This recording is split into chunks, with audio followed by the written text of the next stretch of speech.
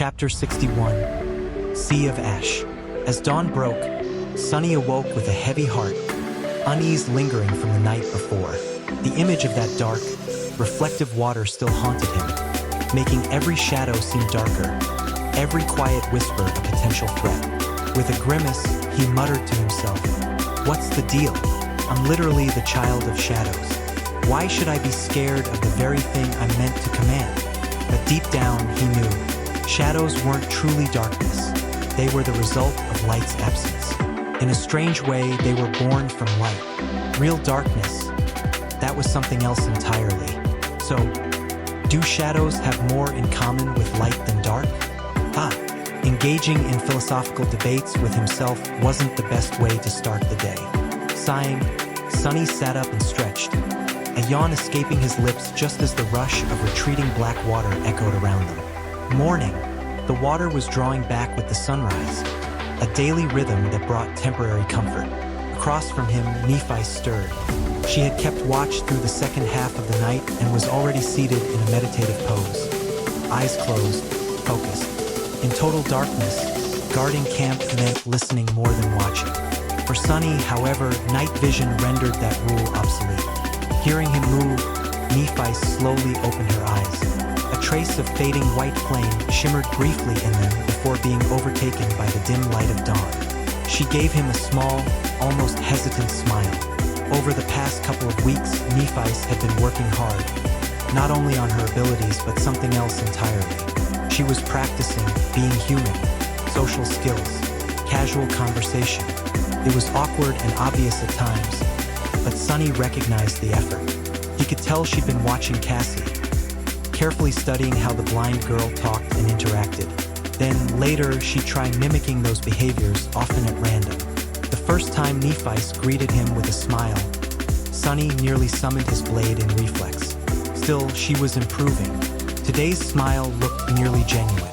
Watching Nephi slowly teach herself to be more approachable was oddly entertaining. But there was another part of her training that wasn't amusing at all. Whenever she meditated, she wasn't relaxing. She was enduring the torment of her own flaw, pushing through it, constantly forcing herself to control her aspect.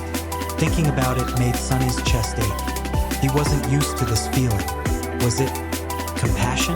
They ate quietly, the exhaustion in their bones leaving little energy for chatter. Afterward, Nephi stood, gaze locked on a beam of morning light slipping through the towering vertebrae. "Let's scout the area," she said. Sunny nodded. Time to pick their next destination. Usually, this meant finding the next piece of elevated ground that wouldn't be submerged by the dark sea. Then, after some hunting and scouting, they traveled to it. He left Cassie under the Echo's protection and stationed his shadow nearby, just in case. Then he followed Nephi's to the massive wall of bone. She leapt into action with grace and precision, boosting herself up, launching from the wall, grabbing a bone outcrop, and climbing the rest with sheer arm strength. Soon, a golden rope dropped down, allowing Sunny to follow. Once on top of the enormous spinal ridge, both of them turned westward and froze. The crimson labyrinth stretched far and wide, except not all of it was crimson anymore. A strange transformation had occurred in the distance. The red coral turned pale and dull, its shapes twisted and lifeless. It looked like disease had stolen its vibrance, leaving it brittle and gray. Even further out, the entire coral structure had collapsed, leaving behind a desert of ash-colored sand. It looked foreign and lifeless compared to the ever-present crimson maze they'd grown used to. Not a single nightmare creature stirred in the mud below. Amid this eerie gray wasteland, one landmark stood out. A massive hill, perhaps the largest they had encountered, rose from the ashen landscape. It resembled a giant burial mound, and at its peak stood a colossal tree. The tree was unlike anything they'd seen before. Towering into the sky, its black trunk supported an expansive canopy of crimson leaves, vibrant against the colorless background. The image was mesmerizing and ominous. Sunny's throat went dry. "What is that?" Nephi stared, her eyes narrowed, saying nothing. Then something flashed, an intense glimmer beneath the tree, like sunlight reflecting off glass. Then it vanished, only to reappear moments later. Sunny tensed. That glimmer looked like a mirror. Memories of the dark mirror in the water made him shiver. After a few minutes, he glanced sideways at Nephice. "What do you think?" She turned toward him, her expression unreadable. "That's the only route west." Sunny clenched his jaw. "So we're going?" Changing Star stared ahead, her posture rigid. She gave a hesitant shrug. "Do we have a choice?" Later, they left the sea monster's bones behind and made their way west, toward the wasteland and the Ashen Hill. Originally, they hadn't planned to get close to the strange island.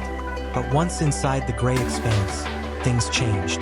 The ground beneath their feet turned to fine ash, and the once menacing coral walls stood dead and crumbling.